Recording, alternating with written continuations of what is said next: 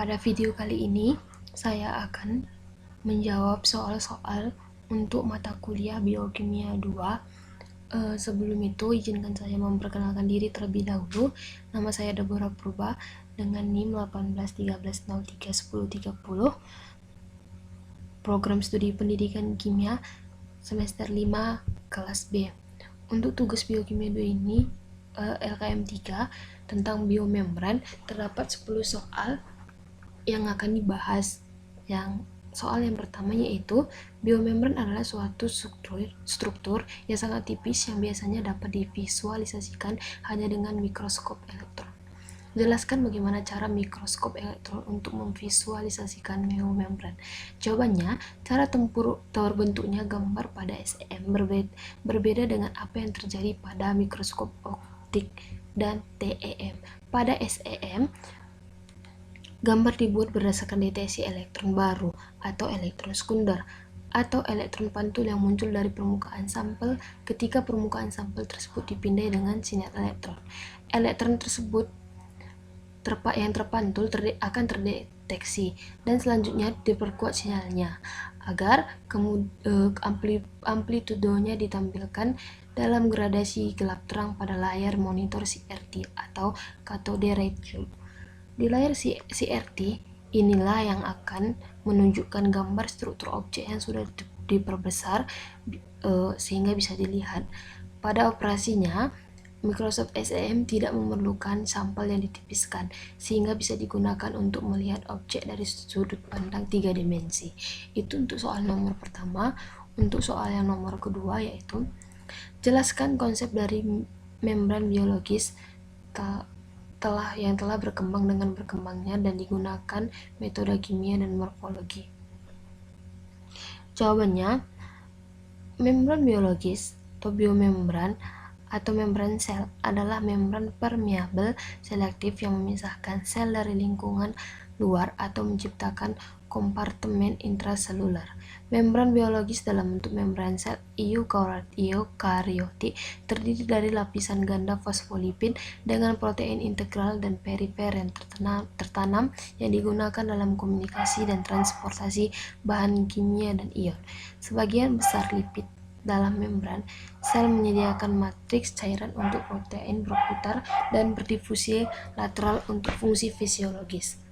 Protein akan disesuaikan dengan lingkungan fluiditas membran tinggi dari lapisan ganda lipid dengan adanya cangkang lipid anular yang terdiri dari molekul lipid yang terikat erat ke permukaan protein membran integral.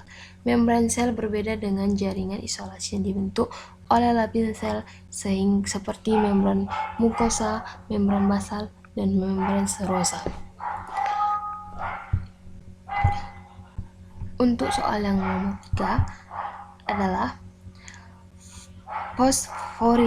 fosforilasi oksidatif adalah suatu lintasan metabolisme dengan penggunaan energi yang dilepaskan oleh oksidasi nutrien untuk menghasilkan ATP. Jelaskan mekanisme berikut untuk menghasilkan ATP. Untuk lebih jelasnya dapat kita lihat pada gambar yang sudah tertera. Untuk mekanismenya yaitu fosforilasi oksidatif bekerja dengan cara menggunakan reaksi kimia yang menghasilkan energi untuk mendorong reaksi yang memerlukan energi. Kedua set reaksi ini dikatakan bergandengan, yang di atas dan di bawah. Hal ini berarti bahwa salah satu reaksi tidak dapat berjalan tanpa reaksi lainnya. Jadi yang satu dengan yang lainnya itu saling berhubungan. Alur elektron melalui rantai transport elektron adalah proses eksergoni, yaitu melepaskan energi, di mana sintesis ATP adalah proses endergoni, yakni memerlukan energi. Baik rantai transport elektron dan ATP sintase terdapat pada membran dan energi ditransfer dari rantai transport elektron ke ATP sintase melalui pergerakan proton melewati membran ini. Proses tersebut disebut dengan kemiosmosis. Energi yang dilepaskan oleh fosforilasi oksidatif ini cukup tinggi dibandingkan dengan energi yang dilepaskan oleh fermentasi anaerobik. Glikolisis hanya menghasilkan 2 molekul ATP saja, sedangkan Pada fosforilasi oksidatif, 10 molekul NADH dengan 2 molekul suksinat yang dibentuk dari konversi 1 molekul glukosa menjadi karbon dioksida dan air, dihasilkan 30 sampai dengan 36 molekul ATP. Rendaman ATP ini sebenarnya merupakan nilai teoritis maksimum, atau pada praktiknya ATP yang dihasilkan lebih rendah dari nilai tersebut. Itu untuk jawaban nomor 3. Untuk jawab soalnya nomor 4, apa yang dimaksud dengan teori kemiosmotik? Teori kemiosmotik mengutarakan tentang transduksi energi seluler yang dilepaskan dari reaksi oksidasi pada substrat pendonor elektron, baik pada respirasi aerobik maupun anaerobik.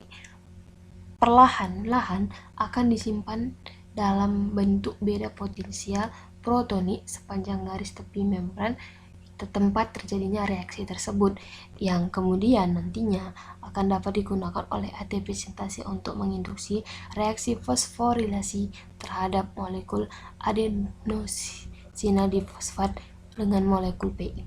Itu untuk jawaban nomor 4 tentang teori kemiosmotik. Untuk soal yang kelima, jelaskan apa yang dimaksud dengan pergerakan proton menciptakan gradien elektrokimiawi di sepanjang membran.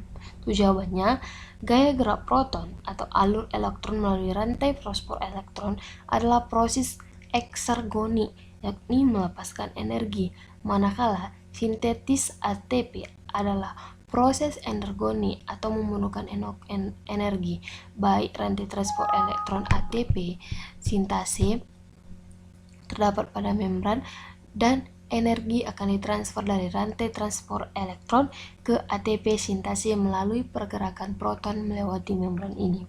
Proses ini disebut dengan kemiosmosis. Dalam praktiknya, teori ini mirip dengan sebuah sirkuit listrik dengan arus proton didorong dari sisi negatif membran ke sisi positif oleh enzim pemompa proton yang ada pada rantai transport elektron. Itu dia jawaban nomor 5 untuk pergerakan proton menciptakan gradien elektrokimiawi di sepanjang membran. Untuk nomor 6, yaitu tentang menjelaskan reaksi yang terjadi pada struktur molekul di bawah ini. Strukturnya dapat dilihat seperti ini. Reaksi yang terjadi pada struktur molekul di ini yaitu reduksi koenzim Q atau Q dari bentuk ubiquinol Q menjadi ubiquinol yang terreduksi oleh QH2. Rantai transport elektron membawa baik proton maupun elektron, mengangkut proton dari donor ke akseptor, dan mengangkut proton melewati membran. Proses ini menggunakan molekul yang larut dan terikat pada molekul transfer. Pada mitokondria, elektron ditransfer dalam ruang antarmembran menggunakan protein transfer elektron sitokrom C yang larut dalam air. Ia hanya mengangkut elektron saja, dan elektron ini ditransfer menggunakan reduksi dan oksidasi atom besi yang terikat pada protein pada gugus hemistrukturnya. Sitokrom C juga ditemukan pada beberapa bakteri di mana ia berlokasi di dalam ruang perisplasma. Dalam membran baik mitokondria, koenzim Q10 membawa elektron yang larut dalam lipid, membawa baik elektron maupun proton menggunakan siklus redoks. Molekul B, benzoquinone, yang kecil ini sangat hidrofobik sehingga akan berdifusi dengan bebas ke dalam membran. Ketika Q menerima 2 elektron dan 2 proton, ia menjadi bentuk terreduksi ubiquinol. Ketika ubiquinol melepaskan 2 elektron dan 2 proton, ia akan teroksidasi kembali menjadi bentuk ubiquinol Q. Akibatnya, jika 2 enzim tersebut disusun sedemikiannya, Q akan direduksikan pada satu sisi membran dan QH2 dioksidasi pada sisi lainnya. Ubiquinol akan menggandengkan reaksi ini dan mengulang alik proton melewati membran.